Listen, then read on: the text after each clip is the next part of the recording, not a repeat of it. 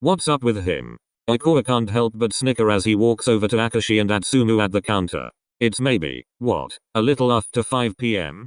And Atsumu already looks like he's been working non-stop for the past 100 years. He is sitting on a bar stool across Akashi, leaning over the counter with his head buried in his arms. Right now would actually be the best time for the whole world to crash and collapse. Same as usual. Akashi asks with a faint smile, shifting his gaze from Atsumu to Oikura and avoiding his question for now. Oikura nods at him sheepishly. He sits down next to Atsumu and drops his gym bag next to him on the floor. He drapes an arm over his best friend's shoulder and presses himself tightly against him, letting his pheromones pour down on Atsumu to soothe him. Aren't you curious about our rookies, Atsumu-chan? Fuck yeah, Atsumu grunts as an answer, tilting his head up and meets the smug-ass smirk from Oikura. He glares at his best friend because this fucking idiot knew exactly Kyumi was joining the MSBY Black Jackals and he didn't think it was necessary to warn him and let him know beforehand. So he was really here? Oikura barks out a laugh and replies with raised eyebrows, accepting his hot drink from Akashi with a simple nod. Did he come with Iwa-chan? Is that why you dropped that stupid comment about my patches? Atsumu asks in return, ignoring Oikura's questions. He was actually pretty pissed and still agitated from meeting his ex-boyfriend yesterday. Oikura may have thought that the meeting between them would go well, yet anything but that happened. So that Omi would jump me? Atsumu adds, eyes fiery. Oh come on, Atsumu-chan.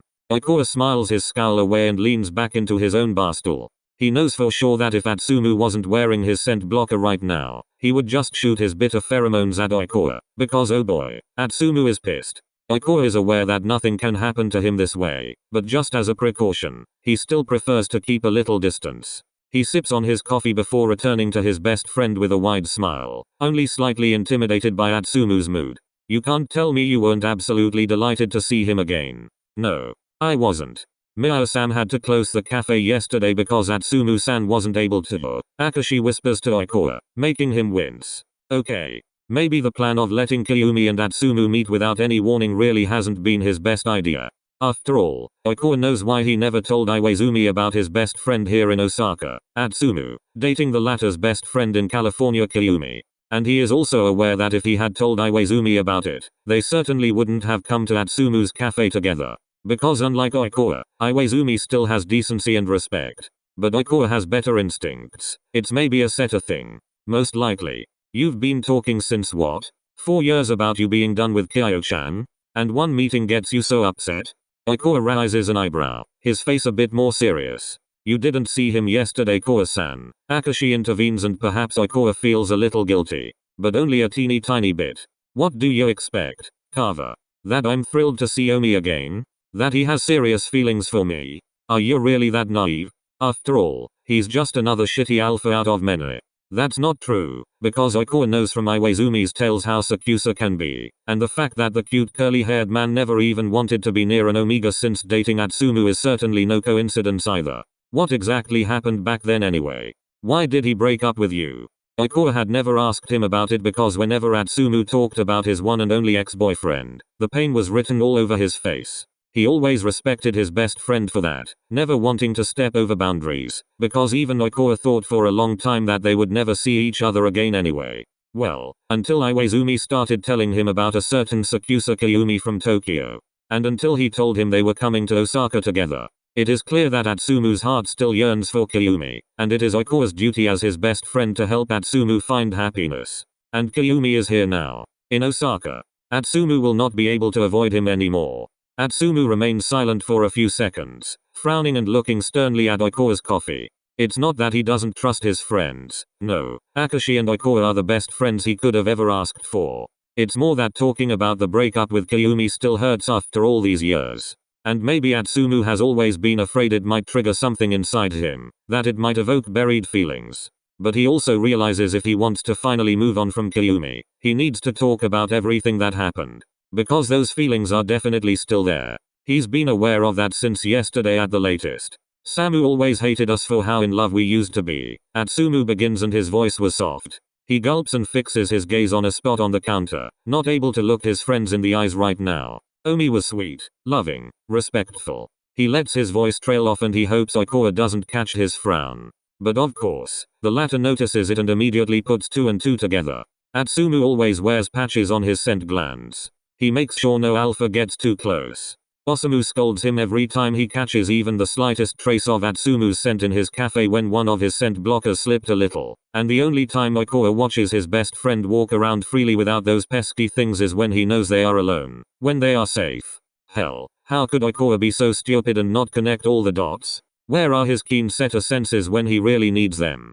Even he and Akashi were overwhelmed by Atsumu's scent when they first got a taste of it, and they are fucking Omegas. The effect shouldn't be that great on them. What was it like for alphas then? Even Kyumi didn't know your scent? Atsumu's gaze snaps up, his lips pressed together. He shakes his head. No, he begins softly, eyes weary. I know the effect of my scent on other people, and I need these patches for my own protection. Kyumi has always respected that, and he never pushed me to do anything I didn't want. I really thought he was the only one who would take me as I am. Who would, well, accept me for who I am. You thought? Akashi folds his arms in front of his chest, knitting his eyebrows together. Once we had been intimate for the first time, he was gone. I thought he was serious about me, but guess he just wanted to be able to brag about getting to sleep with me and being the first to catch my scent. Oikawa frowns while Atsumu cradles his face in his palms. I was stupid. I was hoping for way too much in this relationship, yet I was just a goddamn trophy for him. Guess I was fucking blinded by love. Atsumu removes his hands from his face as Akashi hands him a warm cup of chai. Atsumu's favorite. Of course, it's his favorite. They smile weakly at each other while Atsumu gives him a simple nod to thank him. Akashi probably knows Atsumu better than he knows himself by now, partly because he has to listen to Osamu's whining, which is why he knows exactly what will help his maybe future brother-in-law at this point. He knows about the relationship with Kyumi. Osamu had already mentioned a thing or two, but this was new to him too. I don't think so, Oikawa objects, and even Akashi is tilting his head at this point. Maybe he should do some explaining as well. Iwa-chan and Kyo went to the same university. They are close friends and well. Iwa told me a few things about Kyumi. Atsumu frowns and listens carefully to Oikawa. He hasn't been in a relationship since he broke up with you, Atsumu-chan, or even gotten close to any Omegas. Iwa tried to set him up with others a few times, but he... Oikawa pauses for a moment, swallows, and looks Atsumu in the eyes again. He told Iwa-chan about you, Atsumu. Not directly mentioning your name, though, but that there's someone in his life he would do anything for. And turns out that someone used to be his ex-boyfriend. Kyo-chan told him he would do some things differently if he got another chance.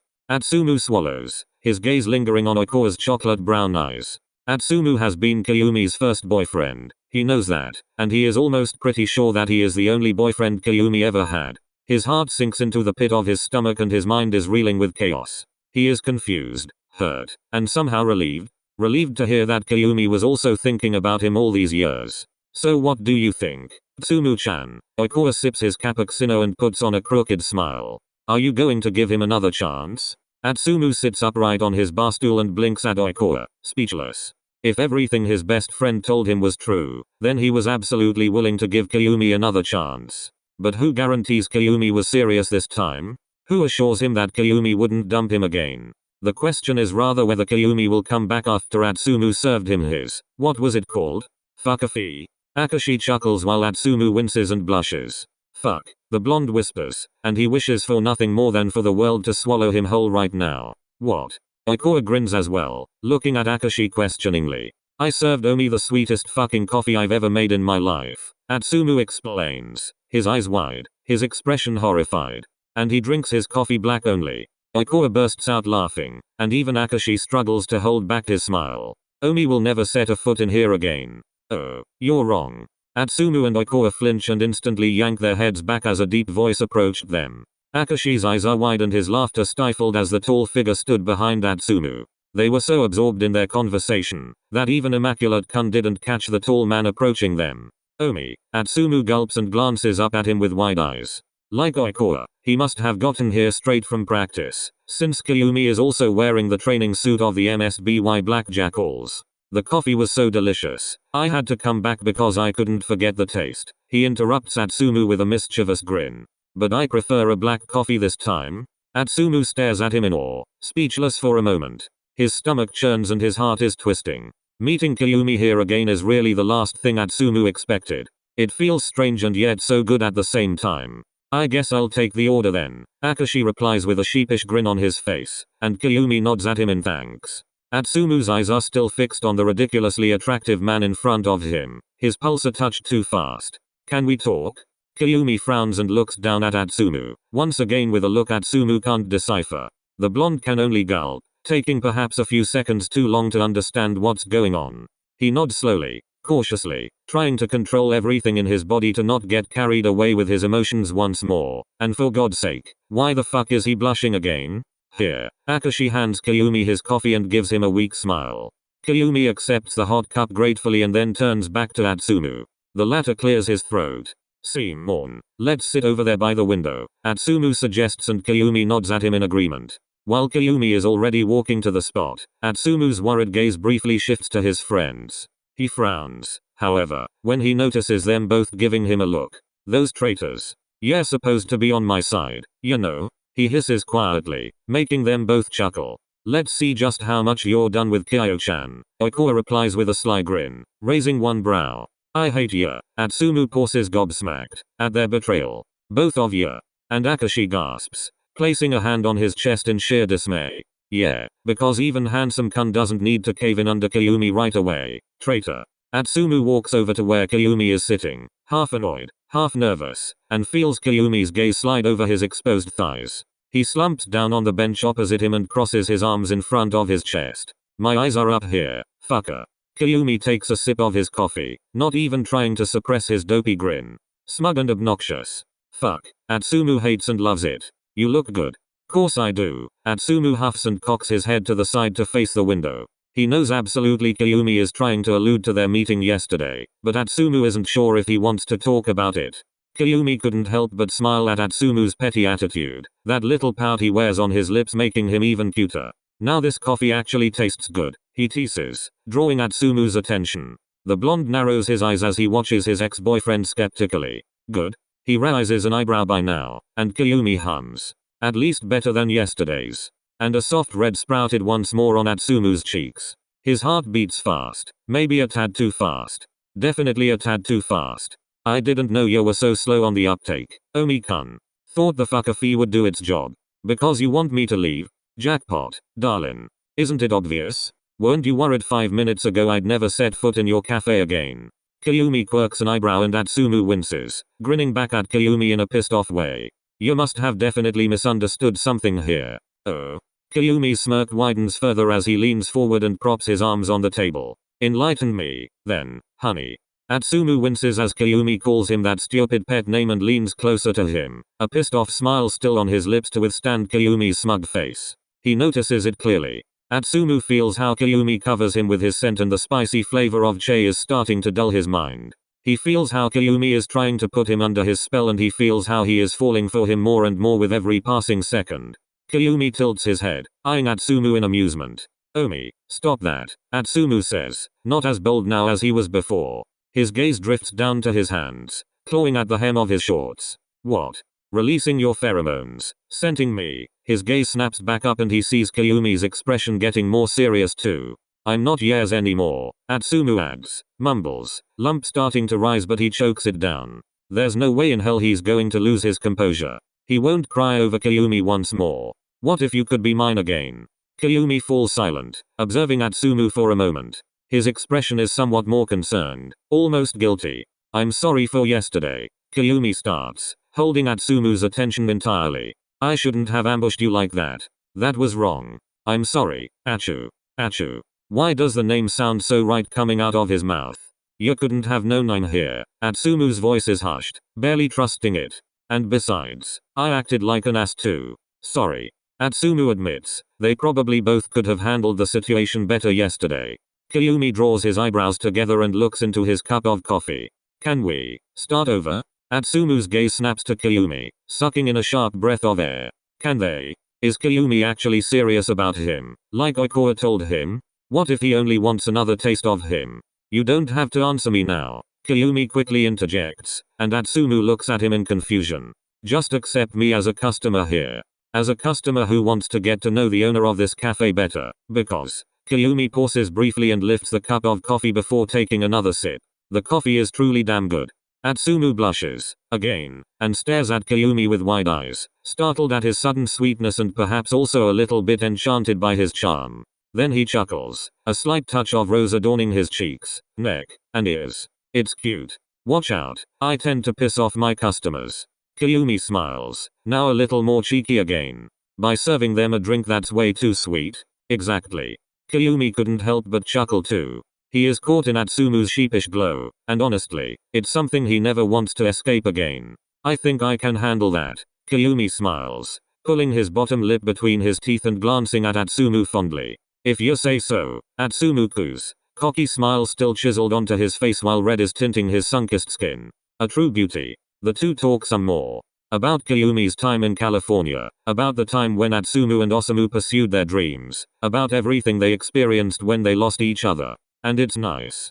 It's great to catch up with each other, but with every story that both Qiumi and Atsumu tell, it's immediately clear to the other that something was missing. That someone was missing all along. If fate has led them apart, the same fate has now guided them back together again. And maybe it would take time for them to get completely involved again, but it would be worth it. Definitely. Thanks for the coffee. Qiumi smiles as he stands up. Is it okay if I come back tomorrow? Whatever you can't help doing, Omi-kun. Atsumu replies nonchalantly. Qiumi nods in return, faint smirk dancing on his lips. Atsumu walks him to the exit of his cafe and stares at him with wide eyes, taking in the tall figure in front of him. Qiumi has truly changed significantly since high school. He's gotten even taller than he already was before, broader, more muscular, definitely more attractive. He makes Atsumu's knees buckle, triggers things in him that only he alone can elicit, causes Atsumu to allow feelings once again that he has repressed for so long. Good, he breathes. See you soon, Achu. Qiumi leans down to Atsumu and stops his heartbeat for a moment. Atsumu's breath hitches as Qiumi's lips touch his cheek, unleashing a feeling in the pit of Atsumu's stomach that he hasn't felt in far too long. And he knows exactly, the moment Qiumi's lips pull away, that he would miss this feeling instantly. Qiumi smiles softly at him before pulling on his mask and disappearing, leaving a stunned Atsumu behind. The blonde can only stare after him, as his hand lingers on the kissed spot, his body adorned in various shades of red. His heart leaps and Atsumu can't help but start chuckling. Maybe fate will be kind to him this time. 𝒒𝒂𝒄𝒆𝒔, states with a smile on his lips as Atsumu returns to him and Akashi. Atsumu grins contently, biting his bottom lip to stifle a bright smile, but he fails. Of course. Qiumi never stopped pouring his pheromones down on him, knowing full well that's what Atsumu craved. He wants to bask in his scent and Qiumi certainly wouldn't be so dense not claiming Atsumu as his right away, at least in that regard. Yes, Atsumu reeks of 𝒒 because it's the scent he's always wanted, the one he's never meant to lose in the first place. And maybe this time even Qiumi is ready to surrender completely. Because Atsumu's sweet scent is also something he never wants to miss again. What should be his and only his forever. If only Qiumi knew that he was not the only one anymore who ever got a taste of Atsumu. A rival that couldn't have been worse. Sooner in Tero.